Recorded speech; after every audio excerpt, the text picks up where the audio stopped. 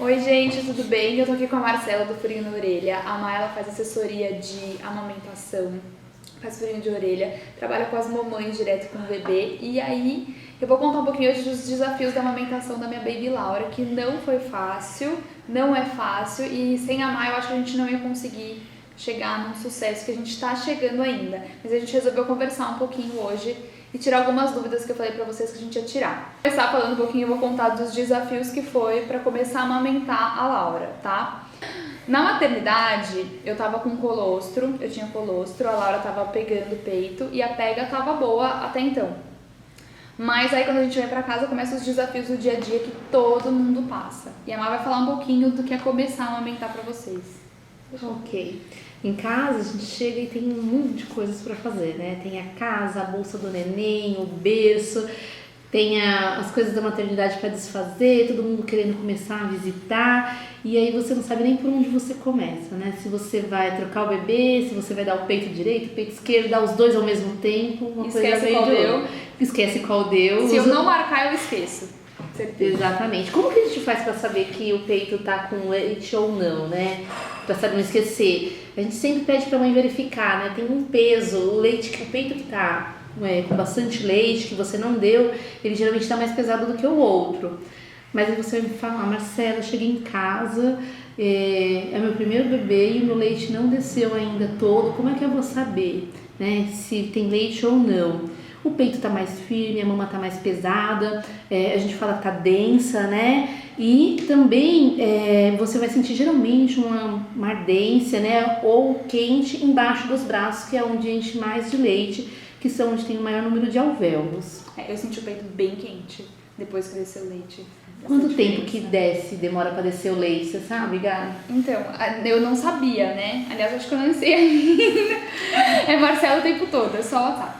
Então, eu senti o meu peito esquentar e comecei a ver a diferença de tamanho depois, quando a Laura mamava. Tipo, tinha um peito enorme e o outro tava mais murcho, sabe? Mas eu senti bem quente o leite, bem quente o peito, quando começou a descer o leite mesmo. Então, geralmente as mães de primeira viagem demoram de 3 a 5 dias para descer o leite. Geralmente, então, a gente já está em casa. Então, é uma diferença em relação à mãe que já tem o segundo bebê. Por quê? Porque lá na maternidade, geralmente o leite já desce no terceiro dia, a hora que tá indo embora. Já acorda com a mama bem cheia e o leite vazando no peito. A gente acorda cedo, mas a gente acorda azeda, mas acorda feliz. Acorda feliz com muito leite. E foi assim, eu saí da maternidade e a Laura foi pro pediatra 3 dias depois. E na nossa ida pro pediatra, a gente descobriu que ela não tava ganhando peso. E a Laura tava só no peito. Ela pegou um pouquinho de complemento na maternidade, mas a gente veio pra casa só no peito. A gente achou que o leite já tinha descido. Então, assim, dá muita dúvida. Você não sabe se desceu realmente, se não desceu. Enfim, no pediatra ela não tinha ganho peso. A gente entrou com um pouquinho de complemento, que a gente vai falar depois. E eu dava os dois peitos. Eu dava, assim, 10 minutos um peito, 10 minutos outro. E tava confuso, já não sabia o que fazer. Eu nunca tinha amamentado na vida e foi muito difícil. Aí a Marcela apareceu como um anjo naqueles dias em que você não sabe, sua filha perdeu peso. Aliás, perdeu não ganhou peso.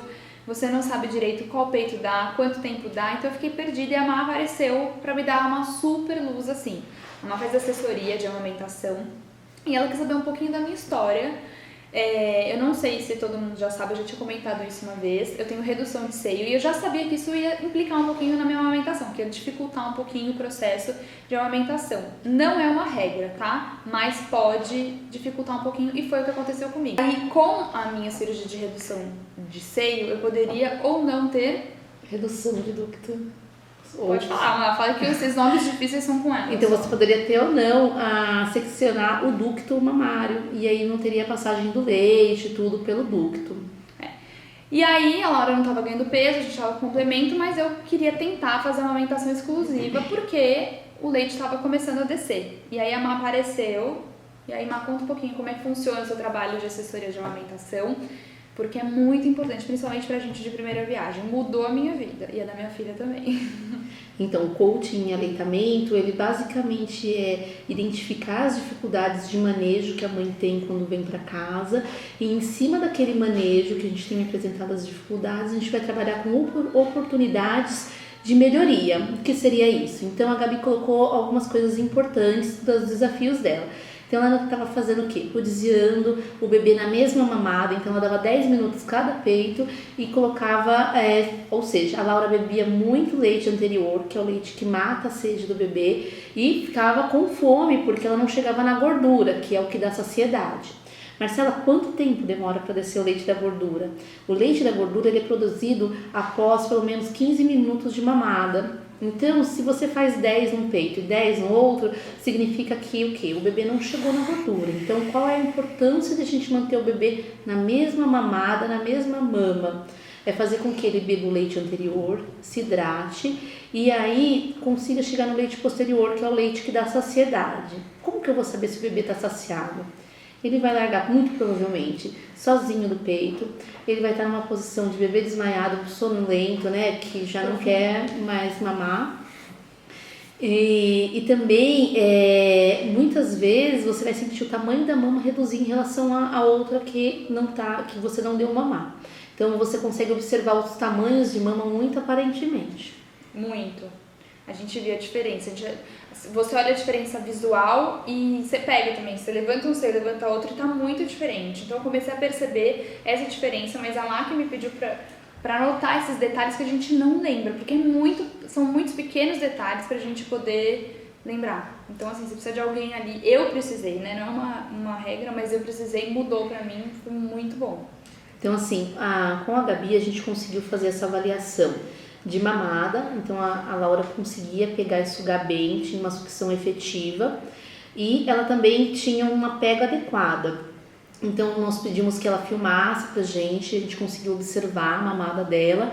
Hoje a gente já veio com outras oportunidades de melhoria que eu costumo dizer, então a gente começou a posicionar a mama da Gabi diferente, sustentando, porque apesar de ser uma mama com redução, ainda é uma mama densa, para que o quê? Para que a Laura consiga abocanhar toda a areola da Gabi. A gente faz o quê? A gente faz com que sustente a mama, para que, apesar da mama ser densa e ser uma mama com redução, ainda é uma mama pesada, e a Gabi então segura a região da areola, para que a Laura consiga fazer uma extração de uma maneira efetiva e não fique escorregando para o bico do peito. Então, se a gente mantiver o nenê bem próximo da mama, segurando a região da areola, a gente consegue fazer uma extração um pouco melhor, sem que ela escorregue para o bico.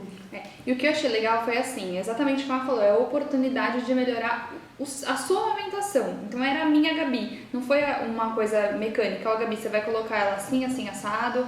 Assim, não é um manual de instrução, sabe? Que eu chamei, que ela me procurou e aí eu contei dos meus problemas, das minhas dificuldades e ela me passou o manual. Você vai fazer X, Y, Z. Não. Ela foi vendo como a gente estava trabalhando, o que a gente podia mudar dentro do conforto da Laura e do meu conforto também, mas que seria efetivo, né? Exatamente. Eu acho que isso é a diferença no trabalho de ter alguém te acompanhando, porque não dá pra você ter tem a pega correta, como é a pega, a mecânica da pega correta, isso existe, isso, né, Maia?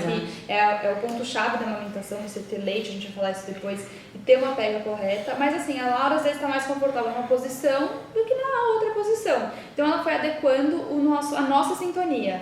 Demora, essa sintonia vai vindo assim dia após dia, tem dia que você acha que você tá show de bola, e no outro dia você vê que, nossa, não rolou ali. Então aí você... muita conversa, muita paciência, e isso foi o que eu mais achei legal, que foi adequando o jeitinho da Laura com o meu jeitinho, sem ser uma coisa mecânica, faz assim, assim, assim. Foi o mais legal de tudo. A gente recebeu